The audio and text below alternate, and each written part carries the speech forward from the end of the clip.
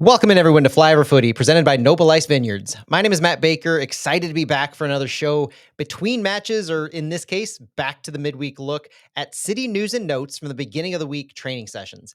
We're going to look at some comments from interim coach John Hackworth that he had after training on Tuesday, and most notably, we have a very special interview today with City striker and St. Louis University alumni Simon Becher that will round this one out. Let's start off with getting everyone up to speed on the injury front.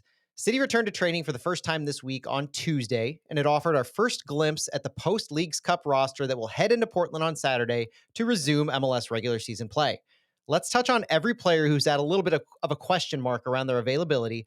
But before that, for the first time in what seems like forever, I do want to be the bearer of good news. Every single player on the City roster who is available to play in MLS this season was at training with the team on Tuesday. Let's start off with Cedric Teuchert, possibly the player with the most intrigue surrounding him after he left City's final Leagues Cup match against Club America in the first half with an apparent lower body muscle injury. At the time, Coach John Hackworth had said that they took him out as he couldn't sprint. Tuesday at training, Teuchert was with the team as media arrived, training in full until he left with a few other players, Klaus, Rasmus Alm, Joachim Nilsson, and Chris Durkin, to run sprints and laps off to the side. When asked about his availability, John Hackworth said, quote, "With him, we're just being precautionary, but I think he's good. He should be back in full tomorrow and gives him a good chance to get back into the team this weekend." John Hackworth also said that with Klaus, Alm, and Nilsson, it's a, quote, return to play protocol. Klaus and Alm returning from their MCL sprains, and Joachim Nilsson returning from a re-aggravation of his hamstring injury prior to Leagues Cup. John Hackworth noted that each of them are different, but especially with Joachim, they want to be different. Anything that they can do to mitigate him re-injuring himself, they're going to do, Hackworth said. They're being careful with him for sure. Now, Chris Durkin was a surprise to see join this group over on the sides, and Hackworth said that Durkin actually had a pretty good knock against Portland. There was more than a bit of frustration in Hackworth's tone when he recalled talking to the fourth official at the game against the Portland Timbers about that play not being called a foul against Durkin, as Hackworth noted, quote, "That's the toughest, you know what, on the field. And if he's down, he got fouled," end quote. Not entirely quote for quote, but you get the idea. Hackworth said later on, the official came back and said, yeah, that was probably a foul. So Hackworth noted that Durkin is a warrior who played through it against Club America, but that they do want to be careful and not put him in a position where he's going to cause it to be worse. Hackworth showed no concern with Durkin's ability to play this weekend, though, against Portland, saying he played against Club America and nobody could really tell, which, to his credit, I think he was correct. Other non-injury players of note from City at training on Tuesday. Jabulu Blom, who we've talked about at length on Flyover in the past month or so, was present and training as normal with the team after being suspended for violating club policy against Portland and then being a healthy scratch not selected to travel against Club America. You wonder how the depth of St. Louis City will affect Jabulu Blom's playing time, but it was great news to see him back in training with his teammates on Tuesday. Jonas Horn, the left back and newest loanee from FC Nuremberg, was in training with the team, as was Henry Kessler, center back who St. Louis received in the trade for Tim Parker to New England. Hackworth said both are integrating really well. He said they want to get through this week of training that they're involved in and competing for a spot. Hackworth said that they both come out, play hard, are honest about being good players in all the right ways, and that is nice to have them as we'll make for some tough coaching decisions for the weekend. Some other notes from Hackworth post-training are that John Hackworth does feel the sense of urgency going into the final third of the season, but that they have guys who haven't played yet. So until you see that, see the results that they desire, you can't really talk a lot about it. He did note that before Portland this past time, that was the first time that Hackworth felt that they really had everybody ready to go. 11 guys who you didn't have to think about pulling anybody off at 70, and you could really let them go. Hackworth said they need Giannis and Henry to get into the game before you can take stock and see where they are in their availability. Now, on their availability to go 90, Hackworth said that they're both in great shape, but it's different when you haven't played. Jonas Horn's last game minutes, for instance, were in May, and Henry Kessler hasn't played since New England was eliminated from Leagues Cup. He noted the only player who really came in from this group entirely ready to go was Marcel Hartl. It was a training that was high energy but different on Tuesday, with the departure of players like Tim Parker, the new players all finally being on the field together, and seeing the return of some long injured players. The start to the final push of 2024. We'll have much more on our full episode streaming Thursday and releasing the pods on Friday about that and looking ahead to Portland, including a special look at the transfer window, as we do expect to hear from sporting director Lutz Pfannenstiel and general manager club president Diego Gigliani on Thursday. For now, we'll end this episode with a special extended interview with City striker Simon Becher. I was joined by Brendan Weesey from the Big 550 KTRS and Jen Cease from 1120 KMOX after training on Tuesday, and we were able to speak to City's newest striker signing and SLU alum, Simon Becher. Here is that interview in full. I hope you enjoy, and thank you for listening to this midweek episode of Flyover Footy. Simon Becher, thanks for joining us. How has training been going? How is it stepping back in, getting ready for your MLS season to resume? Yeah, we're all really excited. Really good, positive feelings, all around.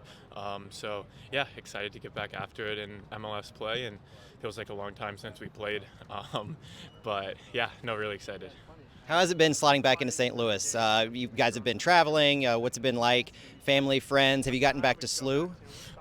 Yeah, briefly, but it feels like I haven't stopped doing things since I've gotten here. So excited to settle in and into my new place and everything. So hopefully things will start to slow down. But the MLS games are coming, so I think it's going to start to speed up as well. Now, I know you're not originally from St. Louis, but I hear right, is your grandfather from here? Do you have a relative that's from St. Louis? And does it feel does it feel like home to you? Yeah, both of my parents actually grew up here, so both sides of grandparents, aunts, uncles, cousins, all over the place here. So yeah, really special being back here, and yeah, a little extra, good feeling being back in St. Louis.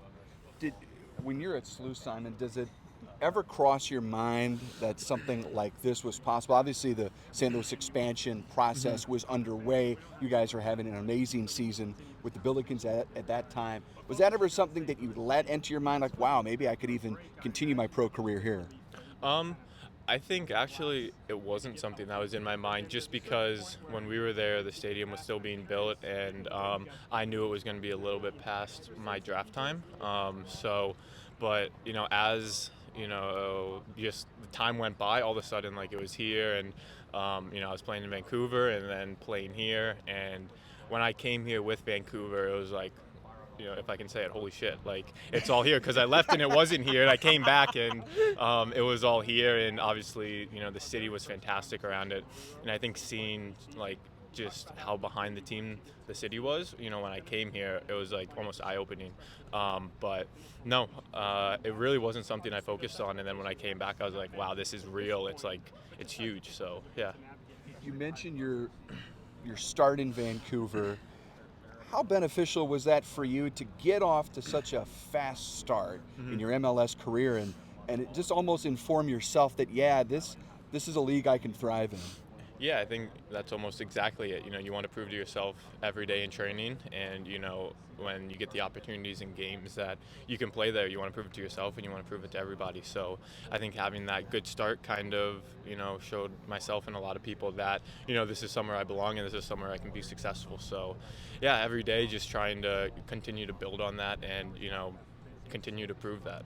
Just interviewed SLU's head coach, Kevin Kalish. You're a SLU alum. The Bronze Boot's coming up. Yes. Did you participate in that? I'm thinking you probably did. And then what do you think that's like to now have the teams able to play that at City Park? Yeah, I can proudly say it stayed in St. Louis my whole time as a Billiken. I think Kalish really did a good job reiterating that, it's a big thing to play for trophies in your career, and it's not something that a lot of people get to win. So I think having the mentality that, you want to win trophies, you want to bring hardware into the team, the school, the city, the organization, it's a really good mentality to have. And I think, obviously it's exciting for them to play for a trophy, and yeah, it's the same thing here. Everyone in the locker room wants to win trophies. They want to, bring more and more accolades into the club. So I think it's a really good mentality to have, and something that started at St. Louis. I gotta believe it. As a college kid walking out into it, you've been at City Park. That's got to be a pretty awesome experience for them. Yeah, of course. And to play there, I mean, it's I've played in almost all of the stadiums here, and it's it's something special. So, and I think I don't need to tell you guys or the fans that. So, no, a really cool experience for them. So excited for them, and I think we're in town, so I'm sure Johnny and I will be there. When you were with Vancouver after that first year, one of the more interesting things that Lutz talked about is that they've had their eye on you for so long, talking about almost selecting you in the expansion draft. Were you keeping tabs on St. Louis City in your first year with Vancouver, or how were you approaching that offseason? Maybe did you ever think that could be a possibility? I know my agent obviously, had talked to some teams and just trying to figure out, what the best place for you as a player to continue to grow and continue to be. And yeah, I think he had mentioned something. I don't know if it was during the season or after the season, but it was always, I feel like, a timing thing. And even when I was at St. Louis, I know, Hack and Lutz were watching there at all of our trainings. They did a really, really good job scouting and bringing in local talent.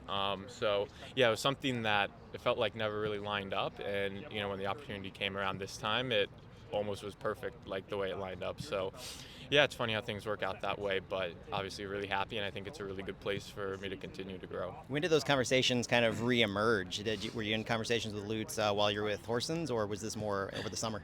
No, it was probably 48 to 72 hour window that it all happened. So, I think Tuesday I was at training, and Saturday I was putting all my final things in boxes. So it happened really, really quick. And yeah, it was just kind of crazy how the timing all lined up, and there were no hitches in anything. And I think sometimes it can struggle to get things over the line, and there's paperwork, and there's this side and that side, and the feeling was really, really good around it. And I think, being somewhere I was familiar with, and style of play wise, I think, my agent and I thought it was a perfect fit, and obviously they, really wanted me to come. So yeah, no, I think really good feeling all around. You were impactful right away. It's not unusual to have new players come in, and we all say need a little time to get adjusted. You didn't seem to need a ton of adjustment, made an impact right away. Second game in, you have your first goal for this team. How were you able to do that? Did playing away from St. Louis play a part in that?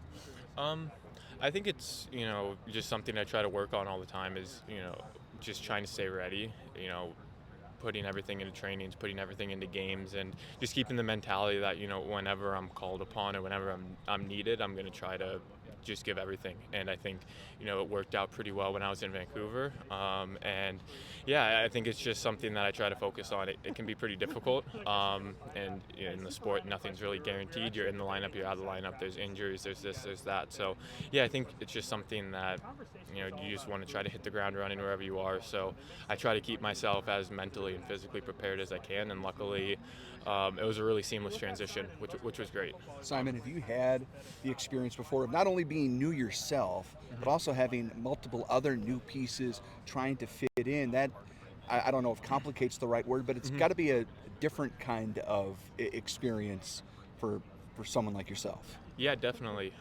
It's something unique, but I think it's also something about the business. And, I think, everyone understands that in a club, if you're going to be ambitious and you're going to, want to win games and have results, it's something that is important to gel and also to bring in the pieces that you think. And I think credit to Lutz, Hack, and the organization. I think they've done a good job bringing in the right people. I think everyone's starting to gel really, really well. And yeah, everyone, old guys and new guys, I think there's a really good feeling. And I think it's a credit to, the type of personalities and the character that they've brought into the locker room, in the foundation, and also to continue to bring that. Yeah. Last one for me. Strikers are all different.